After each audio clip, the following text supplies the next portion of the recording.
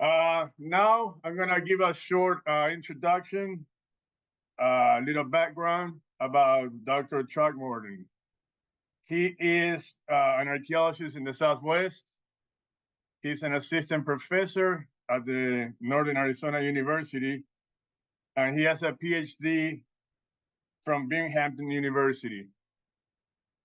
He used to be the field director of the Northern Chaco Outliers Project at Crow Canyon Archaeological Center from 2019 to 2023. And his research is on cultural landscapes and their role in socio-political change using GNSS site mapping, geophysical survey, remote sensing, artifact analysis, and ethnology. So without further ado, Dr. Kellam Throgmorton, please take it away. Well, thank you for that introduction. I really appreciate it, and I'm quite glad to be here. I'm going to attempt to share my screen. We were just messing around with this, and you might see me waffling back and forth for a moment, so bear with me, please. I'd really love to be able to see my presenter notes. Otherwise, this is going to be an awfully short presentation. Okay, is it clicking through with my slides or with my notes? It's just we can see it fine. Yeah, just the slides. Perfect. This is great. That's great. And make a little space there. There we go. Well, thanks for bearing with me. I wanted to make sure that that worked and I got it right from the get-go. Once again, yes, my name's Kellam Throgmorton. I'm an assistant professor at Northern Arizona University, and I'm going to be sharing some of my research with you today. This is research stemming from my dissertation work and just research I've continued to do over the past couple of years, working with landscape archaeology at Chacoan outlier sites.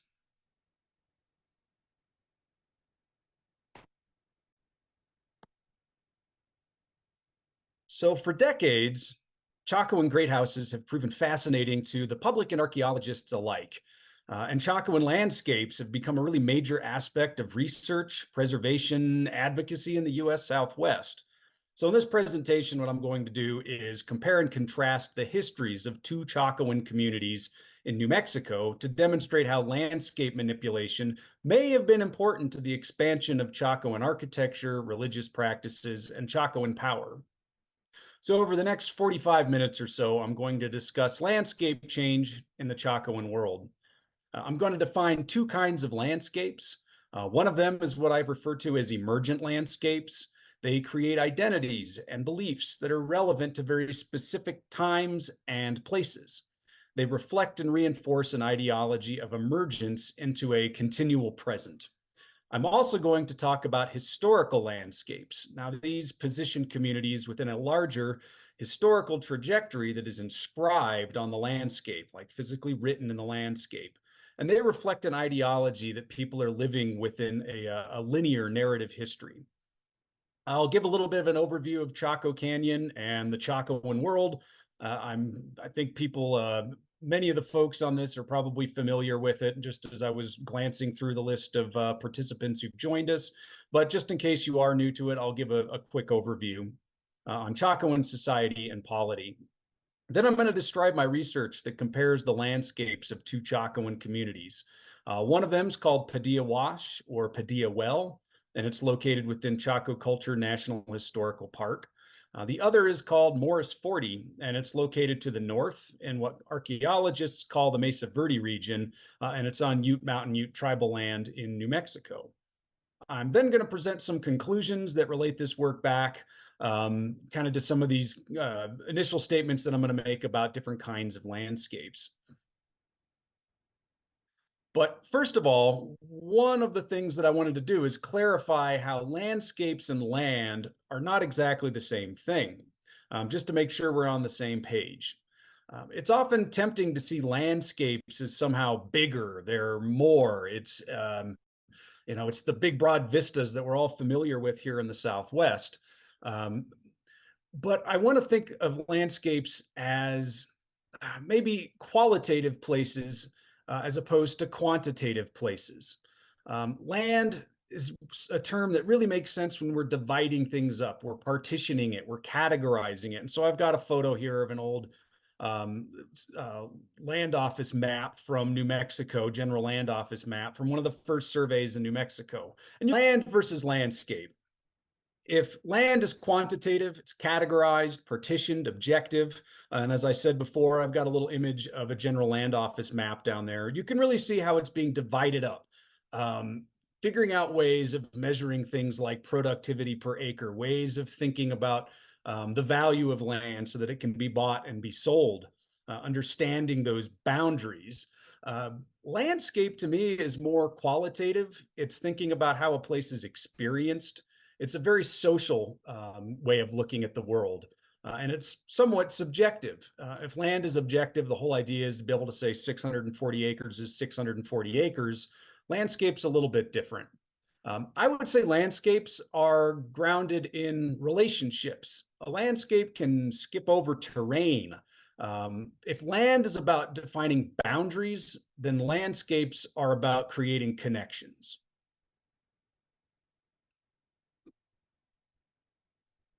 So I do want to start with this kind of an idea that is common in some of the literature coming out of Native American studies programs, really trying to get a sense of how people view their position in the world in relation to lands and landscapes and physical places. And so here's a quote from Gregory Cajete, that Native Americans reflect physical and psychological characteristics that are directly the result of interaction with the geographies and ecologies of their respective regions. Now, I could have plucked several other quotes. I've got a couple of them up here if you want to seek further. But the idea here is that people are in a reciprocal relationship with places. If their identity arises out of those places. We often think, perhaps in the Western way of looking at things, it's like we're acting on landscapes. We're having an effect on the landscape. We are doing things to it. We don't often stop to think about how the landscape works back on us and helps create us and constitutes us as human beings. And that is really foregrounded in a lot of Native perspectives on landscape, insofar as the literature that I've been privy to and had the privilege to read. And that brings me to thinking about these two different ways of looking at landscape, what I've been calling emergent and historical landscapes. And these ideas are derived from current scholarship and from ethnographic work in the Western and the Eastern Pueblos. And I've got those up here on the map, with the Western Pueblos being Hopi and Zuni, and the Eastern Pueblos, the Tewa-speaking Pueblos, Caries Pueblos, Tiwa, Towa-speaking Pueblos. And anthropologists have, since the 19th century, early 20th century, have treated these as places with different aspects of social organization, different kinds of historical trajectories, and even to a certain extent, different kinds of landscapes, as I will describe. And so what I'm going to be presenting to you here is derived directly from scholarship, much of it written by Indigenous scholars, talking about the relationships that they have to the landscapes around contemporary settlements.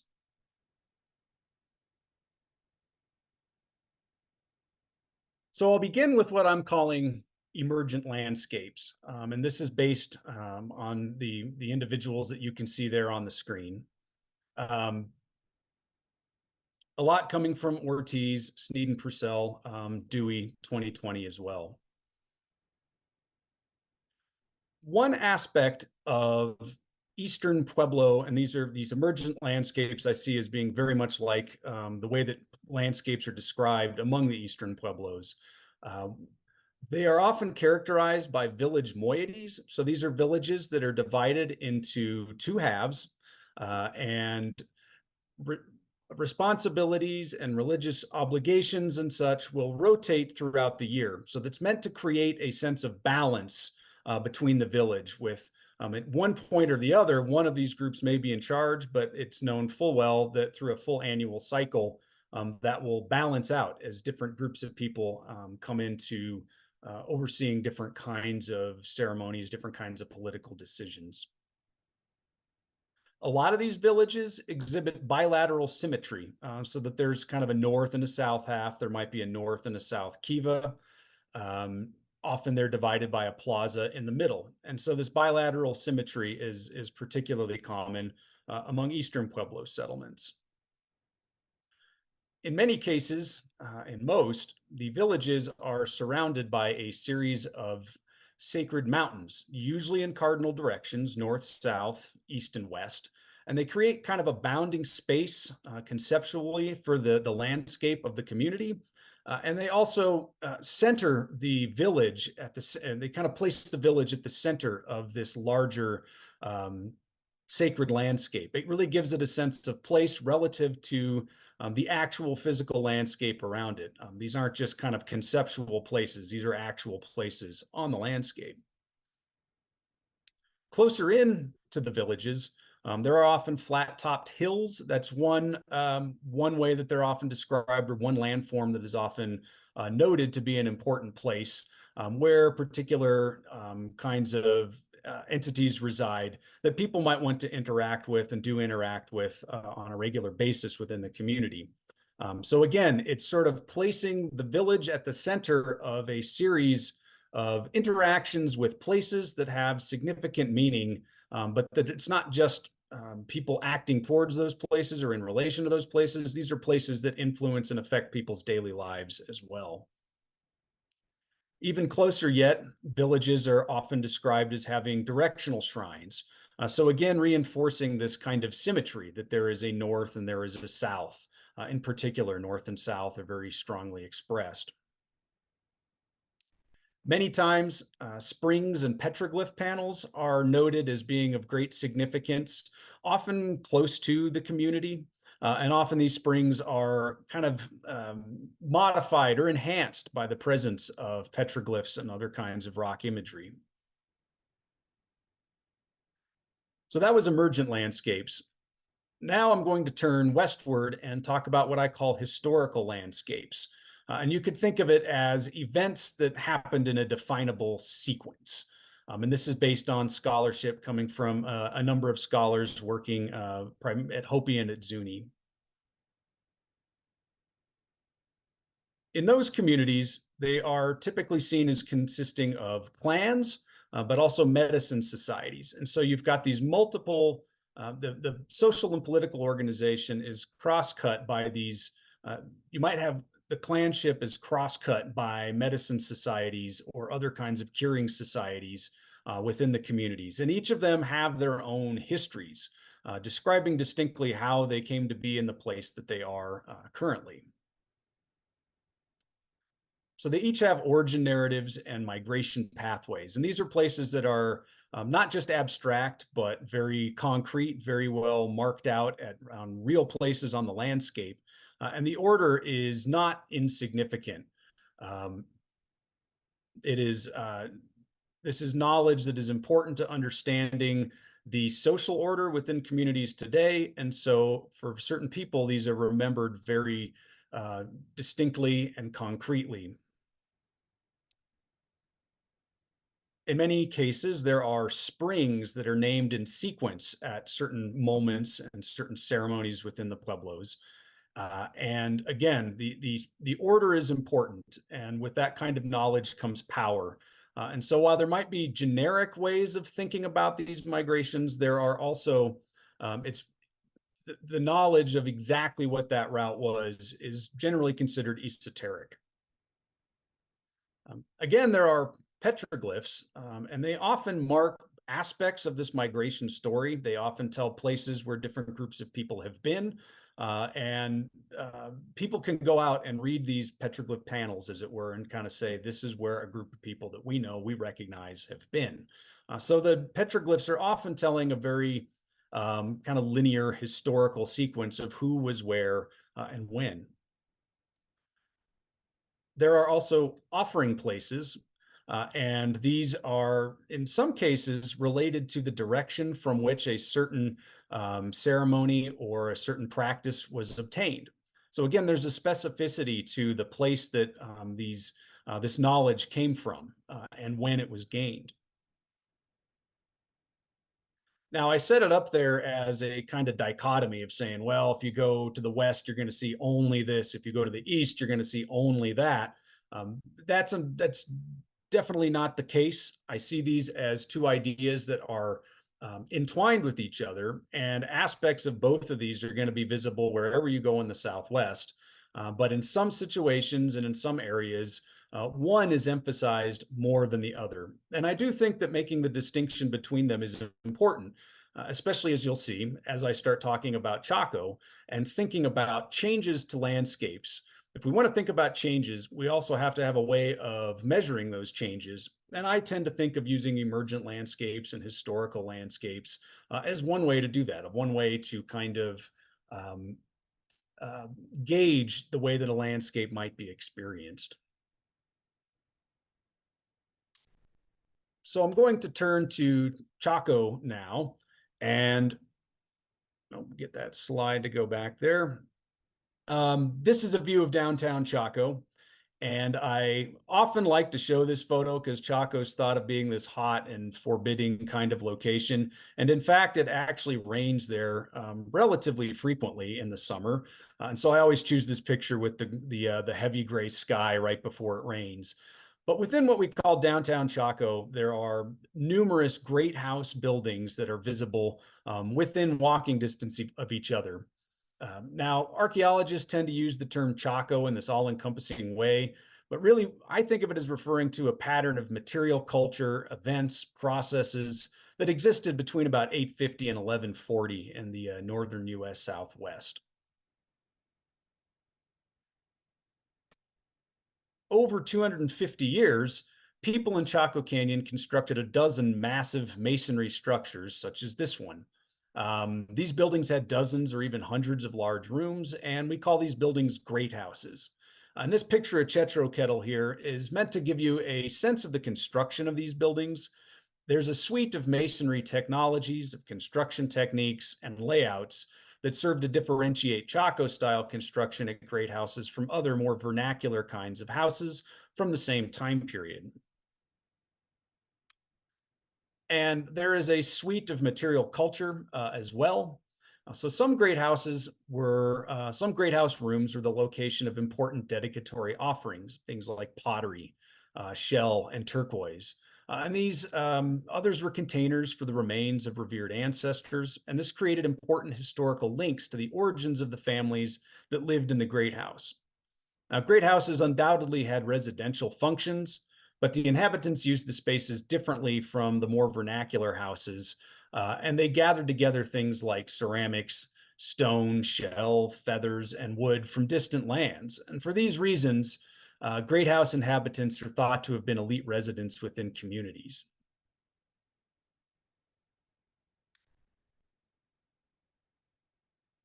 Chacoans also built massive semi-subterranean structures called great kivas. Now, these buildings had vaulted, timbered roofs. They created cathedral-like interior spaces that were the setting for communal ritual. Many great kivas have floor features and dedicatory offerings that demonstrate they were, in part, models of a several-tiered cosmos, and they may have referenced the emergence of people into the present world. Now, something I always like to clarify is that this is a very archaeological way of looking at Chaco, at looking at the ancient remains in the Pueblo world. And if you talk with Pueblo people, the way archaeologists think about these spaces is really radically different. You would get a very different interpretation. We're coming at it from two really different worldviews. Myself not being situated in that worldview, I'm talking as an archaeologist here, but I do want to make it clear that there are definitely many other very valid ways of looking at this as well.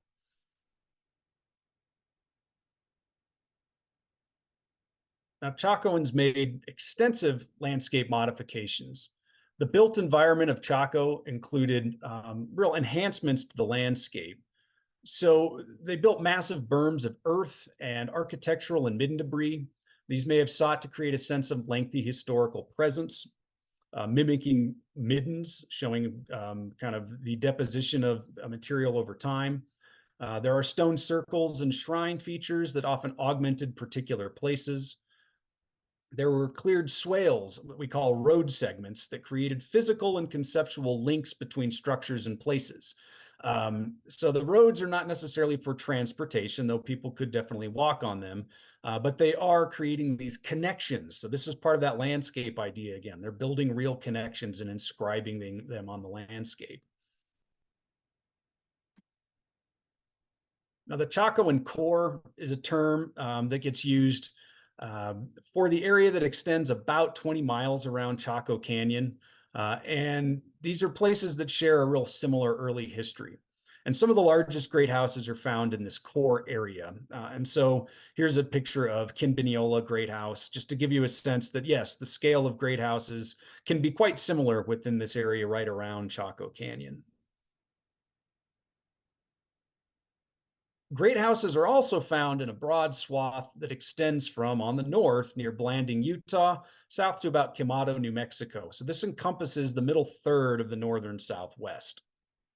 And this kind of reddish blob on here is meant to show from the Four Corners on down towards the southern areas near Quemado.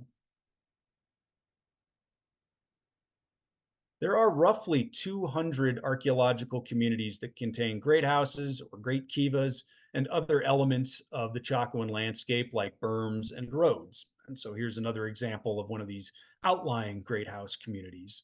And again, this is a place where archaeological speak and traditional Pueblo ways of looking at this diverge a bit. I've had conversations that suggest people have said, well, why do you call them outliers? All of these sites are equally important as footprints of ancestors, as places that ancestors have been.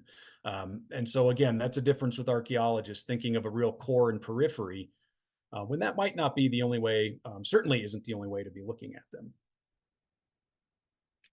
So there are almost as many interpretations of Chaco as there are archaeologists, but there are a few general trends. Some emphasize subsistence practices and economy and argue for a relatively decentralized Chaco with autonomous communities outside the canyon.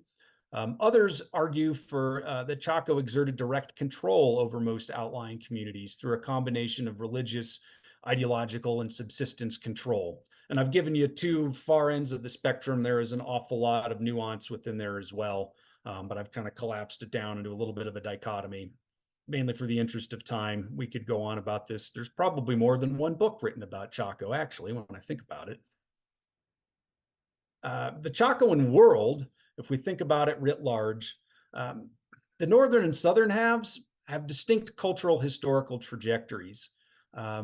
Chacoan material culture and practices seem to have developed in the south, and maybe only later, after about 1050 or 1075, appeared in the north. Again, that's a statement that sums up an awful lot of diversity of opinion. But for the purposes of what I'm saying here, I see it as really being a northern and a southern half to the Chacoan world. And with that being the case, I thought it would be great to compare some Chacoan communities and compare community landscapes between these northern and southern parts of the Chacoan world. So we're going to take a look at two sites. One of them is called Morris 40 to the north there, the bigger blue dot, and the other Padilla Wash or Padilla Well to the south. And hopefully you can read the text. I can see that I made the classic blunder of bringing a PowerPoint slide with an unusual font set onto a computer that had never seen that font set before in its life, and I am paying the price for it. So hopefully you can read that. Most of this came from dissertation research that I did, and there were a couple of different methods I used to understand these two Chacoan communities. I conducted a record search at ARMS in Santa Fe and at the Hibben Center at the University of New Mexico, and I went to the CU Museum of Natural History in Boulder. I found extensive site files, but they also revealed early, previously unknown work at each community, such as Morris 40. These were indispensable records because they showed structures that had been destroyed by later grazing improvements and oil fields and things like that. So here I've got an image of a site card filled out by Derek Nussbaum in 1935 that gives an image, and there were structures that he recorded that are definitely not there anymore at Morris 40.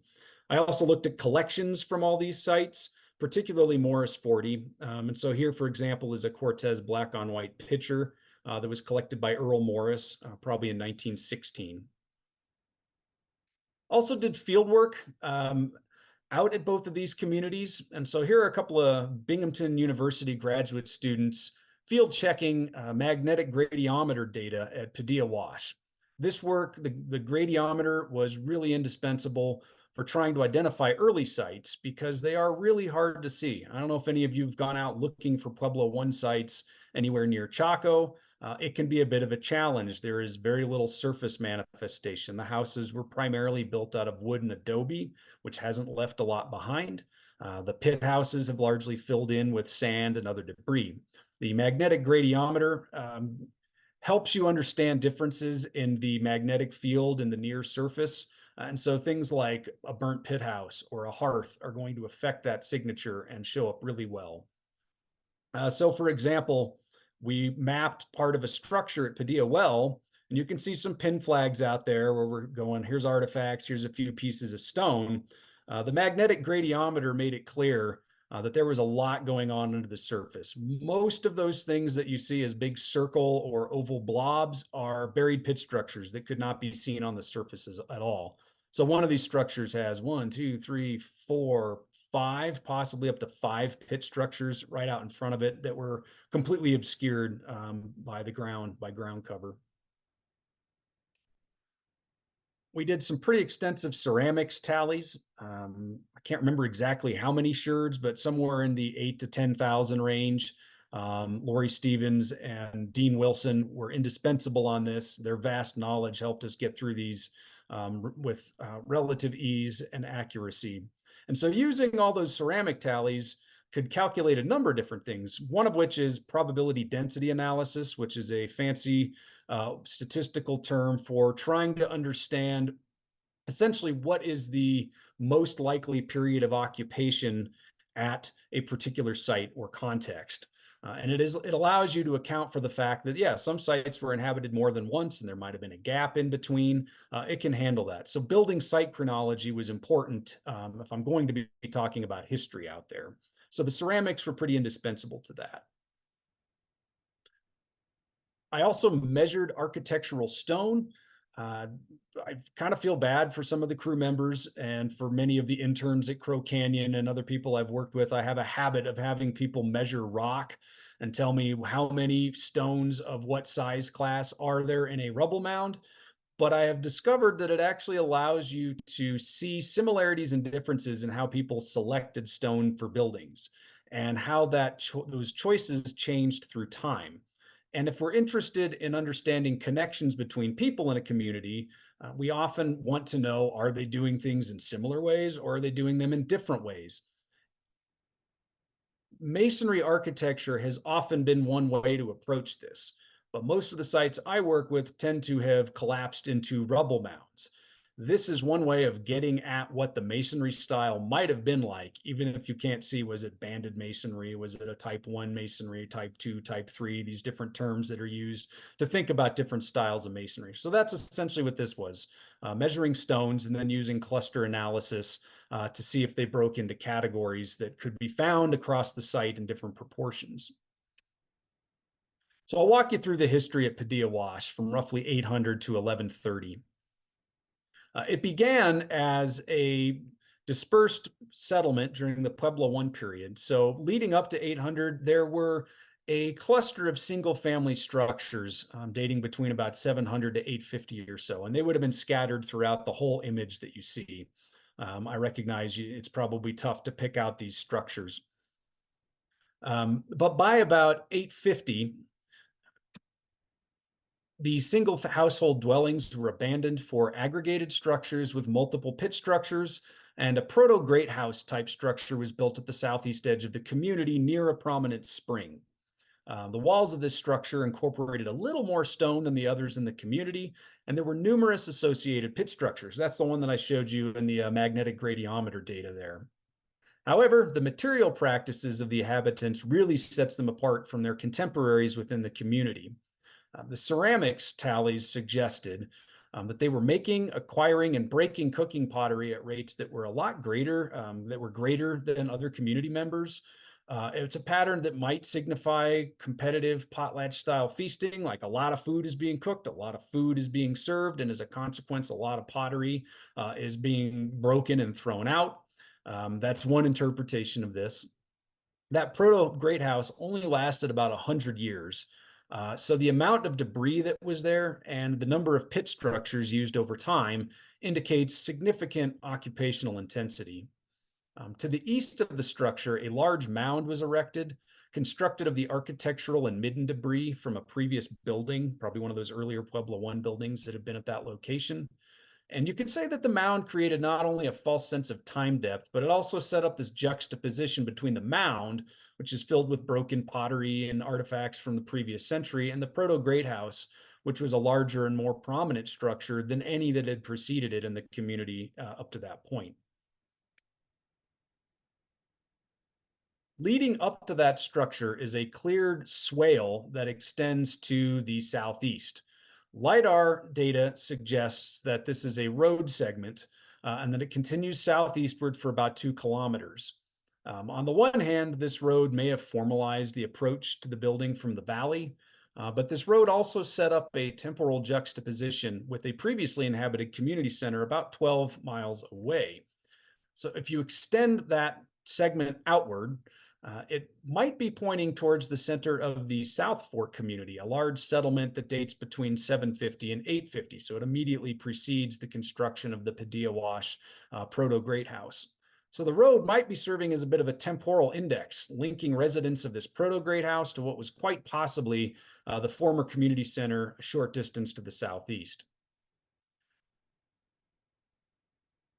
After the proto-great house ceased to be lived in, community members continued to dwell in most of the other houses of the community.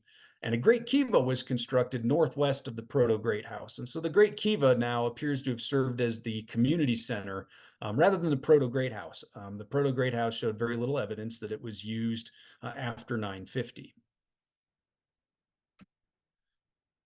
Coinciding with a burst of construction in Chaco Canyon at the beginning of the 11th century, people erected the currently visible masonry great house in the Padilla Wash Valley.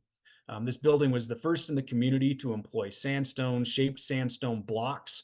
Other structures did have masonry, but not shaped sandstone blocks, and it was constructed in the Chacoan style of the time.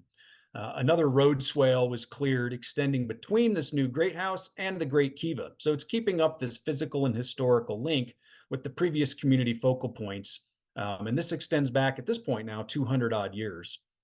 Flanking this road segment were 2 large mounded earthworks made from prior midden debris, and they probably both continued to serve as deposition areas, trash deposition areas for inhabitants of the Great House. Geophysics suggests that these features were once fairly rectilinear. Today they've eroded into mounds, kind of oval mounds, but it seems like they might have been somewhat rectilinear in the past.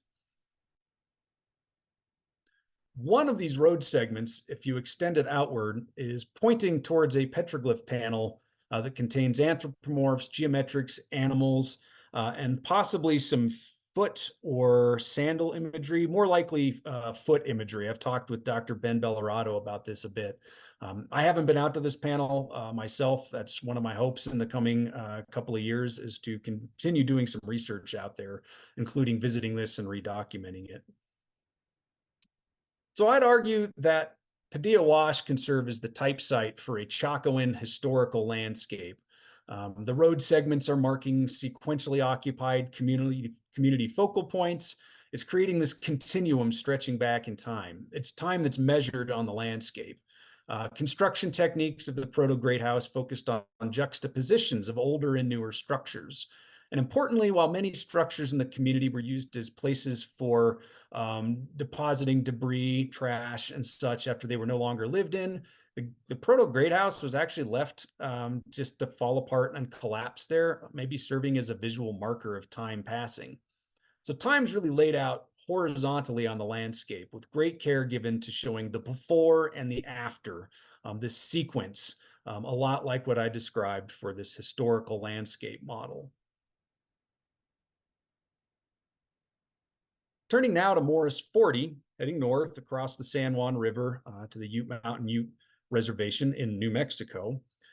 Most of the community is visible within this image. Again, I know it's a little hard to pick out rubble mounds at this scale, but it does give you a sense of the size of the community. That whole grassy area down below the bedrock has houses and structures all across it. One of the challenges at Morris 40 for fieldwork was the degree of disturbance over the last 150 years. The earlier components were not only obscured by later construction, but also by lots of looting, by grazing improvements, and by a lot of oil and gas development in the 1950s. There were pipelines crisscrossing this area, both above and below the surface, a couple of well pads just smack dab in the middle of structures. So this is showing you what seems to have been a room block. You can see some of the masonry and scattered pieces of rock here. When we did geophysical work, and that series of rooms depicted with a little arc at the end on the upper, the top one of those large room blocks, the uppermost one, we did geophysical work on that to say, I think there's something there, but can we find anything? And indeed, there ended up being probably 10 or 12 pit structures visible beneath that. So again, a lot of these circular blobs that you can see in this geophysical, this image of the magnetic gradiometry results, those are pit structures. And in some cases, you can even almost see the ventilator shafts to those. And there's one really large pit structure over there on the right-hand side. The left-hand side, that big linear blurred out kind of red and bright white area is a buried pipeline, oil pipeline that we found. So it just goes to demonstrate there was an awful lot below the surface here, and the geophysics helped us map the extent of the community at various points in time when we couldn't really see it. Now I want to draw attention over to a structure over here. At the northwest edge of the community is a complex that I think reveals an emergent landscape. The arrow there is pointing at an area where there are little, not a seep spring, but little water pockets where when it rains, water would be held in these little water pockets. And would have been an important source of water for the community. Formerly, there probably was a spring just below this area as well. Currently, it's dried up, like a lot of them in the Southwest, but it is documented by Earl Morris as being present in the 1880s, 1890s, when he was a kid. On top of this butte, in front of you is a series of bedrock post holes. Now, in the Pueblo I period, so during this time period in the northern San Juan, in many cases, there are structures built directly on bedrock with post holes like that. There are a few sites from the time period where this is a common architectural technique. And so it's kind of indirect evidence, but it suggests that maybe this part of the site, that there was a structure built here during the 800s, during the Pueblo I period. Down here in the foreground below that arrow is a rather impressive petroglyph panel. Here it is. You can just make out some of the figures. It's a very difficult one to see. The light shines on it in ways that makes it hard to visualize. But there are depictions of geometrics. There's images of people walking.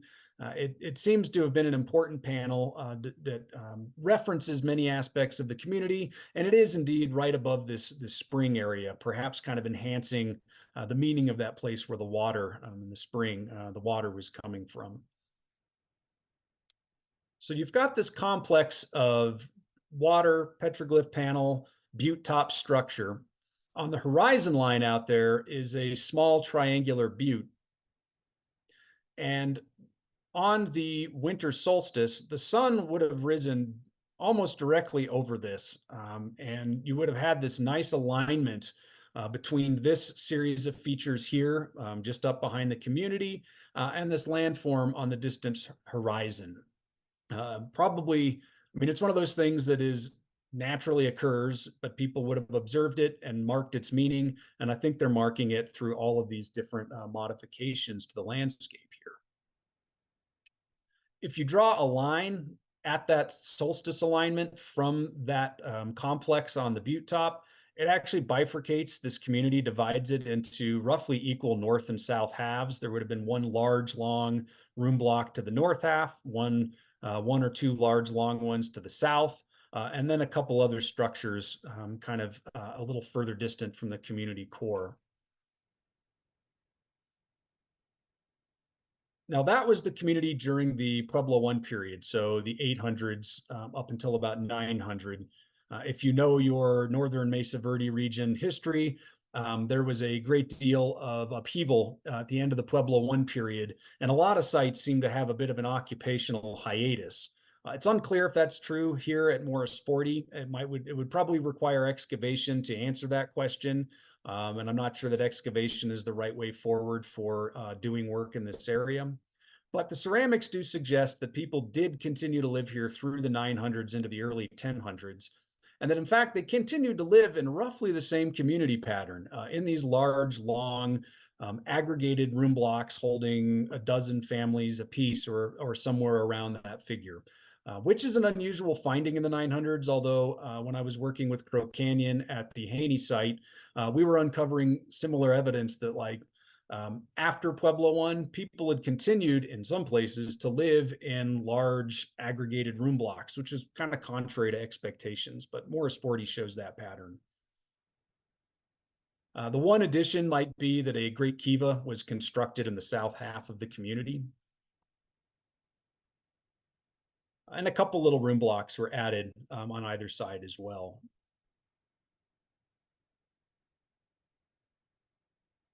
So I think that prior to 1025, Morris 40 is a good example of an emergent landscape. It has those features I described of this balance, this symmetrical layout. It's got distant landforms that are marking important events. In this case, it's not so much cardinal as it is following that solstice alignment, that winter solstice. And it's got the petroglyph panels and springs as kind of a central focal point of the landscape of the community, places of significant meaning. So I think you could argue that Morris 40 is one of those emergent landscapes. Now, things began to change after 1025. Beginning between 1025 to 1075, the dating is a little fuzzy because we're working with ceramics, not radiocarbon or tree ring dates. A whole new neighborhood, I'll call it a neighborhood, was constructed in the southern part of the community. It was about 6 or 7 room blocks, and they all appeared roughly at the same time.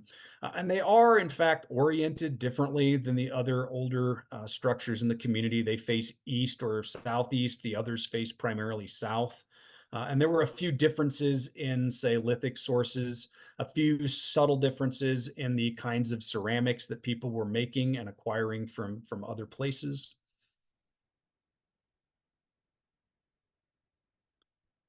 And I'll go back here a second. Shortly after that, around 1075, is when the Chaco-style great house was built at Morris 40. And it's built just a short distance to the north from this new kind of neighborhood. Now, people are continuing to live in other parts of the community, but this is a new spot to the north. Here's an image of the great house. I know, again, grass-covered rubble mounds are not as photogenic as standing masonry in Chaco, but the area with the lightest colored grass on top of it, and you can see a few fence posts from a fence that's been placed around the structure, that's the Morris 40 great house right there. So that great house was constructed, and it seemed like there was something there before it, looking at ceramics, looking at the topography. And so we put in some geophysics units around it. And some of it was hard to read. There was a lot of pot hunting. Obviously, a structure like this got a lot of attention. Earl Morris, if I recall, Earl Morris's dad bought about 40 pots from some cowboys who'd been pot hunting here in 1892 or 93. And Earl in 1916 said it was like the most thrashed and looted site he'd ever seen, which I feel like that's saying something. So again, doing the best we can to reconstruct this place using all the techniques available that are minimally destructive. Well, the geophysics showed some really interesting things with the Great House. Looking over here, I think it might be possible to interpret that there are wall segments from an underlying structure that may have been dismantled down to the foundation. Again, this is something that would probably require excavation to really confirm, but it does appear that there was an earlier structure there. And an interesting thing about it is that rough alignment of the earlier structure is very similar to that solstice alignment that bifurcated the community. And for whatever reason, that structure seems to have been dismantled and the currently visible Great House constructed right on top of it. But it is almost creating this juxtaposition of old to new, showing this historical difference. Now, there is a fairly substantial road segment at Morris 40, and it connects the Great House to that south neighborhood. And you can see that in the LiDAR here. And it also connects that south neighborhood further south. I'll show that again.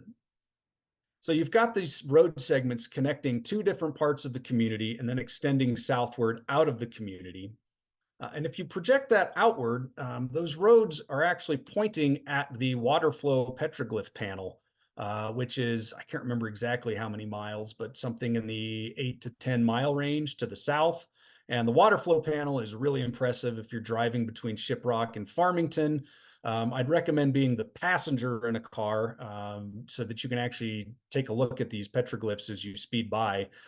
If you ever find me there, I'm the guy probably endangering everybody else on the road, craning my neck to get a look at them. But it's a huge panel. It's not, I mean, it's got figures going for thousands of years of time depth.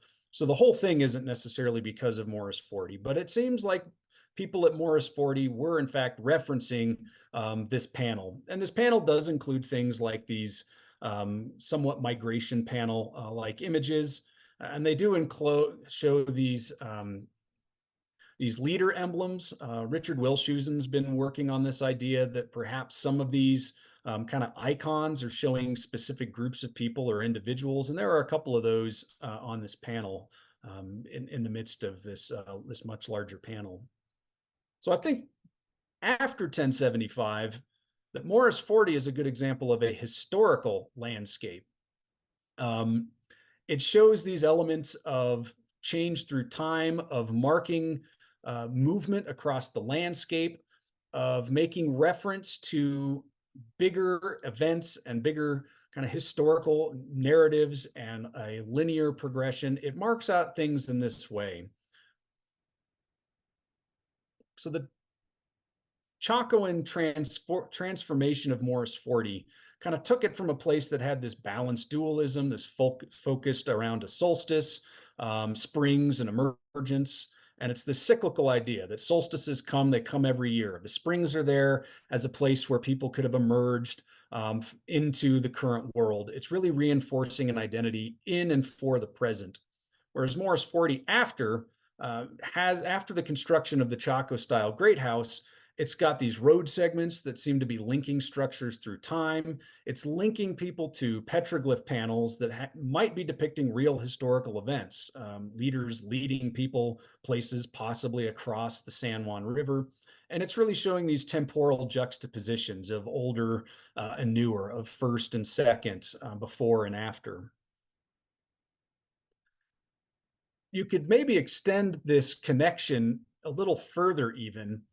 If you took that Morris 40 road segment down to the San Juan River, and if you treated the river itself, or if you treated the Chaco Wash and the San Juan River themselves as roads, you could kind of walk your way up the Chaco Wash to the Hogback community, to the Sanasti community, to Great Bend, Cuatro Payasos, Lake Valley, Casa del Rio. You'd go right past Padilla Wash and into downtown Chaco.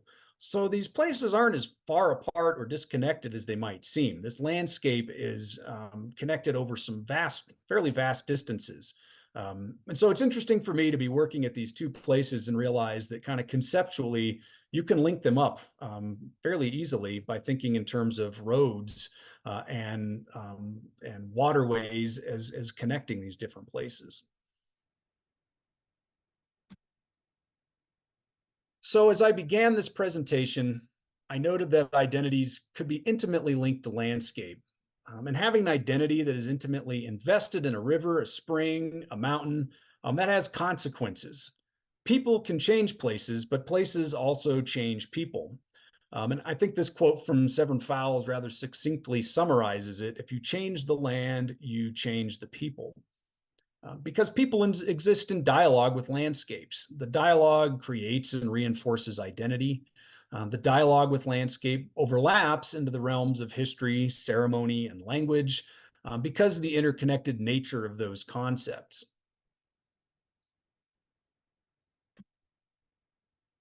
The importance of landscape suggests that in terms of creating a shared political identity like that of Chaco, the geography really matters and landscapes really matter. For Chacoans, it looked like bringing the world to Chaco. Their greater landscape is the timber for great houses, stone used for things like flint knapping, pottery, turquoise, jet, shell, macaws. By extending out into the larger world, this acquisition implied a connection to those places, and the elites determined how these items might have been reassembled into architectural, economic, and ceremonial practices. So through through constructing Chaco-style great houses and bringing Chacoan landscapes to these outlying communities like Morris 40 in the 1000s, Chacoans are geographically defining Chaco as their own emergent center place. So that's kind of an interesting little twist, is that they're using historical landscape practices. We're going to mark things in order. We're going to build roads connecting things. We're going to connect to histories written in places like petroglyph panels. And it's in a process of trying to create a center place. In some of these places, Chacoans were building great house communities in places that were previously unsettled. But in most places, there were already people living there. And in these places, like Morris 40, Chacoans encountered existing communities. And so to relate these places to Chaco, Chacoans are building these historical landscapes that correspond to the principles and practices in the Chacoan core.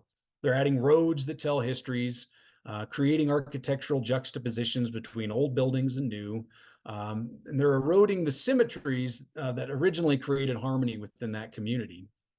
The changes to the landscape rewrote community histories, reoriented community ceremonies, transformed people's sense of self, maybe. If you take that idea that people and landscapes are so closely entwined, if you're changing the landscape in that fashion in a community, you're changing the sense of self, and you're kind of making people be more Chacoan in the process.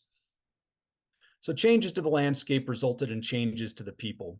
Chaco almost used people as resources that could be mobilized and reassembled into new configurations that resembled Chaco. And by seeking to relate the world to Chaco on Chacoan terms, Chacoans are creating shared identities throughout the northern Southwest.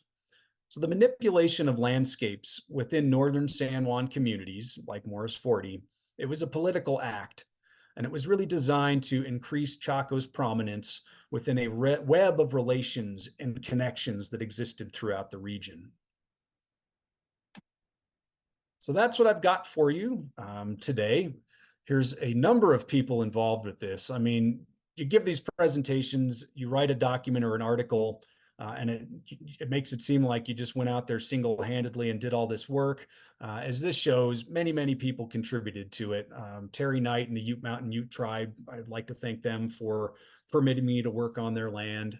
Chaco Culture National Historical Park, members of the Lake Valley chapter of Navajo Nation were really helpful for finding ways to get into the Padilla Wash Valley. And a lot of the geophysics work and the actual field work were graduate students and faculty at Binghamton University. And it was funded by the National Science Foundation, the New Mexico Archaeological Council, Paleo West, well, Chronicle now, but Paleo West then, and the Colorado State Historical Fund has helped out in ways as well. So thank you very much. I'm going to pause now and get a drink of water, and I will be happy to answer questions that you have. I will pop into the Q&A here, and I'm sure they'll start to come in as I pause to take a breath and you have a chance to think.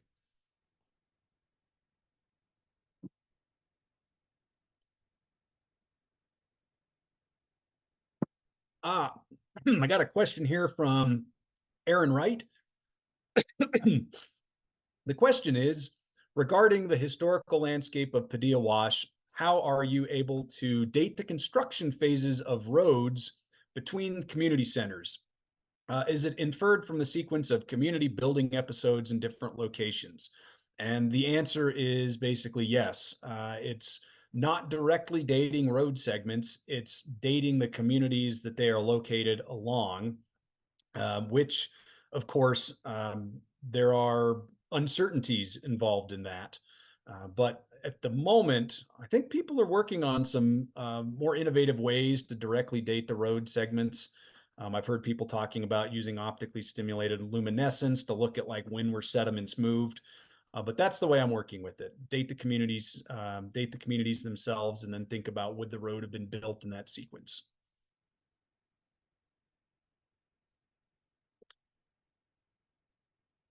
I got a question here from Larry Rystrom. Could I comment on the prior distribution that was used to guide the settlement density? And as for the pottery sherd clustering, how did your results compare to standard k-means clustering? How did I decide on the number of clusters? Oh boy, I'm going to have to think back to my stats. I did this about 5 years ago. The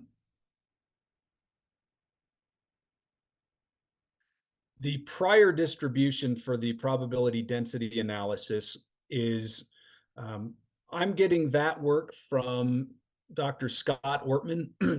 Originally, they had a data set that was created for the northern San Juan region that was based on tree ring dated sites from the Village Ecodynamics project, I want to say, that calibrated the way that those probabilities were calculated. Scott came up with a statistical way that did not require the calibration. You do have to put in dates for the ceramics. You have to put in the suspected manufacture dates. I have, if you're really interested in it, I have the dates that I used. Those are from a variety of published sources. And so that's how that probability density was used to determine those, which dates were most likely for people to be depositing these different kinds of pottery. I'm not sure I can directly discuss the standard k-means clustering without becoming quite long-winded and probably talking myself into a corner that I can't talk my way out of. So if you'd like to talk more on it, feel free to get in touch with me. Sally Lanyon asks, what would a journey from Mesa Verde to Chaco to downtown Chaco have been like? How long? Walking? Use of waterways? Chaco Wash does not always have water in it, and in fact, it often does not. If you were hoping to build a raft and go down the wash, that would be unlikely in most seasons, if not impossible in all seasons. So I'm envisioning this journey as being something that could be walked. I'm just going to do some math off the top of my head. We're not talking weeks. I think we're talking a matter of 6 to 8 days, maybe even less, to walk a distance like that. We often like to think that a good day's walk is 10 miles or something. I'm not sure that that's true in the past, and it's not true in many parts of the world where a 25-day walk for a person is not unusual. And we're probably talking about a distance of maybe 80 miles or something like that. So I think people are walking. I think the waterways, it's really more of if you follow that wash, it is almost like an umbilical that leads back towards Chaco. Can I repeat the citation for the Sev Fowles quote? I can see it being useful for my current project. Yeah, I'll pull it up on my second screen here. I'm trying to remember exactly which publication it is. It's from Pueblo Emergence on the Taos Frontier, and I believe it's out of a volume on frontiers and borderlands in the U.S. Southwest. That would be Karen Harry and Sarah Herr as the editors on that one. It's from 2018, and it's a chapter out of that. It's page 80, I believe. Does the evolution of history and landscape directly relate to population numbers or density over time? Hmm.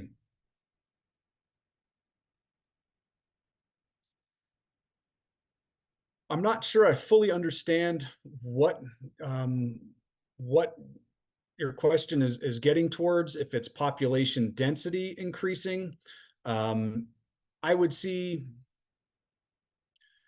through time these communities.